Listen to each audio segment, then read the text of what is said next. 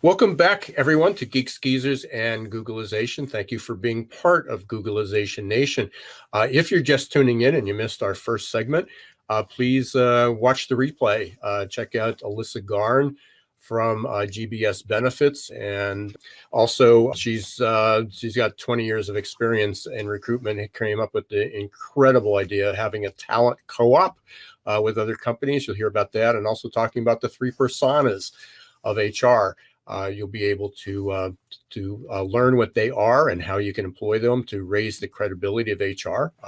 Again, many organizations, many HR professionals have finally got that seat at the table. How do you get the voice? How do you get recognized as a valuable member of the team and really help transform your organization? And speaking of transforming your organization, HR is really confronting one of the most challenging times in history. We've been talking about a long time. The perfect labor storm, which I've been talking about for 21 years, has arrived. And just right before the show, I was listening to a new update, and I wanted to share some of those. I want to thank Snagajob. That's where they came from. You can check out their video if anybody wants to link to the video. It's about 10 minutes or so, a summary, recent update from June of where hiring is. Please reach out to me. I'd be happy to share that, to give you that link. But I'm going to give you the short story, the summary here. One of the things that's happened also over the last few weeks is everybody wanted to go back to normal, get back to that normal. Is that every day I probably get 10 to 20 different headlines, whether they come from articles or my Google alerts about different trends. And Roxy, if you can put up that one slide that has the headlines on that. I think it was slide 1 or slide 2. But there we go. So quit rate, record highs, jobs shortages continue, Great American Burnout, lots of different names. We got the Great Resignation. We got the Great American Burnout.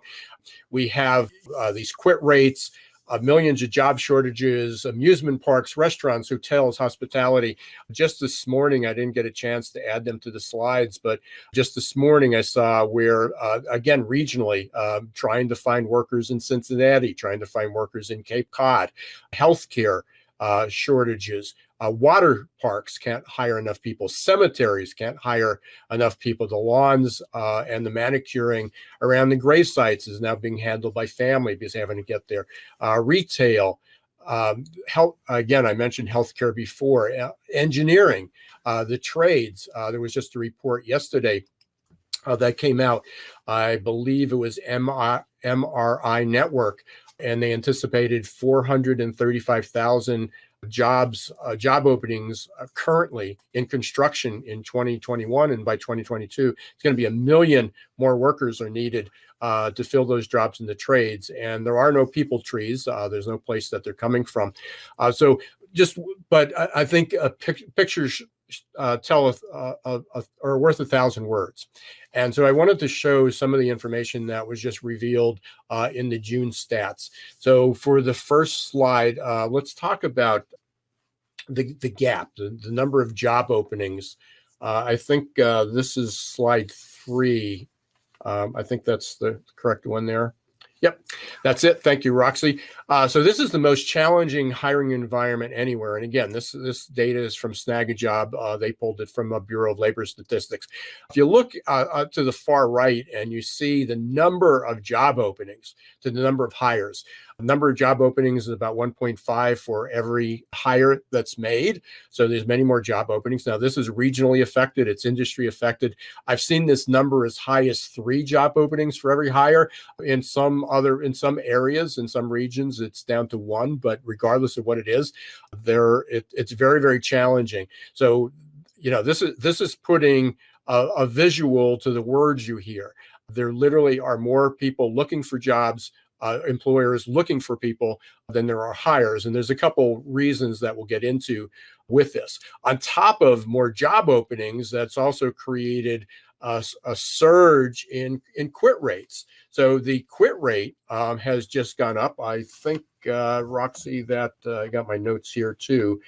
Voluntary turnover, I think that's slide 4. If you can pull that up. Let's see. Okay, that's labor participation. So you got that one up. Let's talk about labor participation. Simultaneously, and this has been a trend for the last 20 years, labor participation has been creeping down. In the 70s, 80s, and 90s, it certainly crept up because baby boomers came into the workforce, and then there was a surge of women in the workplace. Women were no longer just staying at home. Women were now had dual wage earners. Women were doing more than housekeeping jobs and stay at home moms. There were certainly that was in effect, but women entered the workplace. They went from a participation rate in the 30s, 30% to almost 60%, and now in many cases it's higher than male. Male participation rates have been declining for the years, but prior to so this isn't just a COVID thing. This isn't just a blip. The labor participation rate, as our demographics have been aging, the baby boomers are retiring, the labor participation rate has decreased, which means that there are people available, but they're just not working, or they're not working full-time jobs, or they're working seasonally.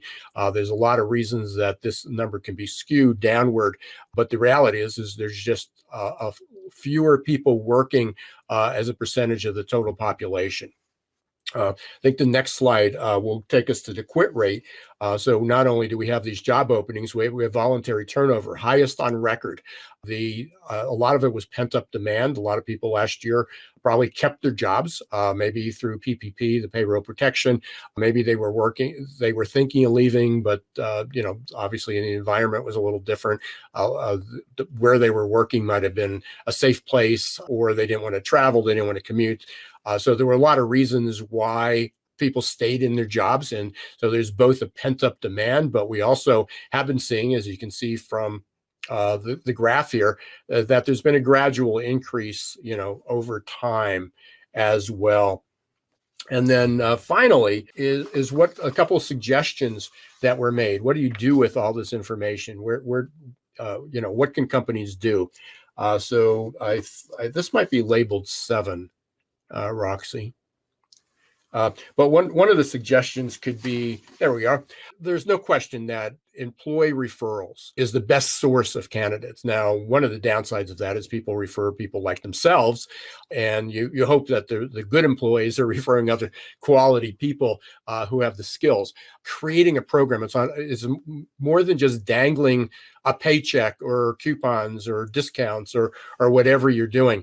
Really think out that program and maybe talk to your employees. What would they find valuable? A lot of time management and HR comes up, they see an idea and they just put it out there, and yet maybe your population's a little bit different. But what would your employees value as a reward?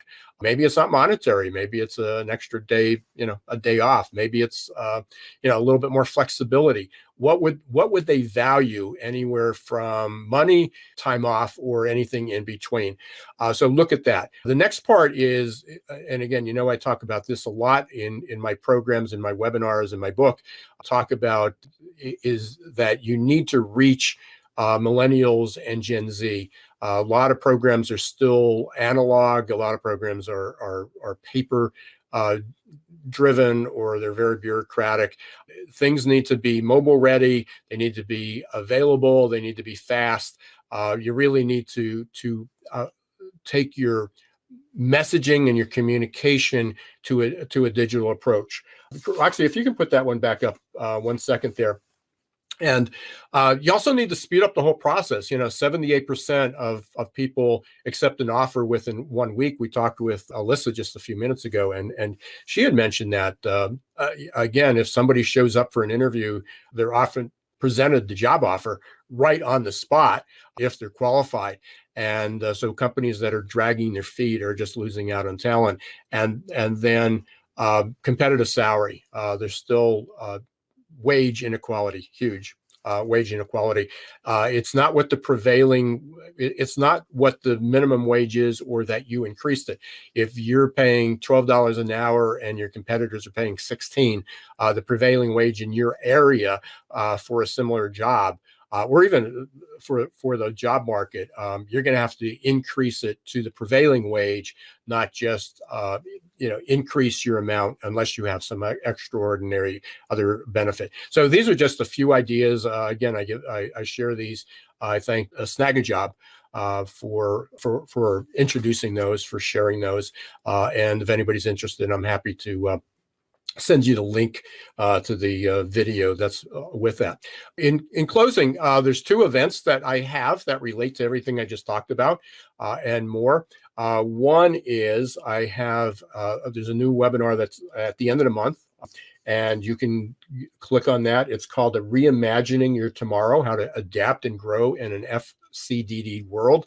FCDD, if you recall, mentioned that many times in the past, is frustrating, confusing, disappointing, and distracting. How do you un-F your environment, your job, your career? So that is scheduled for, I believe it's July 27th. You can go up to successperformancesolutions.com. Right at the top, there's a button to click for more information and to register for that. And then the second webinar is scheduled for August. And it's called Your Playbook for Recruiting in the Age of Googlization.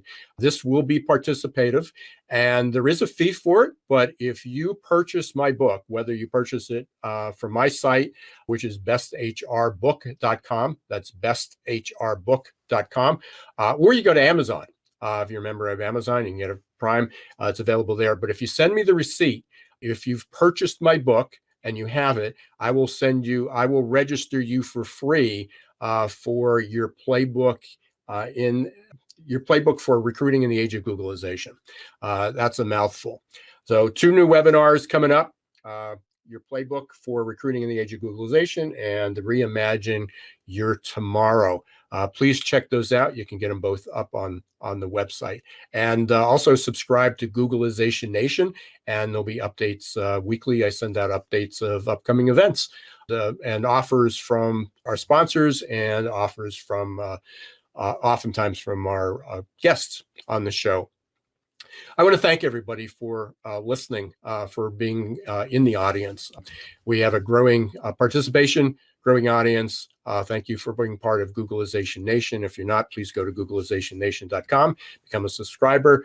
Thank you for listening to Geeks, Geezers, and Googlization. We are on YouTube, Facebook, Talk4TV. And if you're interested in the podcast, we're on many podcasts, Audible, Apple, Google, you name it, we're probably there. Please leave a review if you can. Please rate the show if you can. That helps grow our audience. Until next week, don't let the shift hit your plans.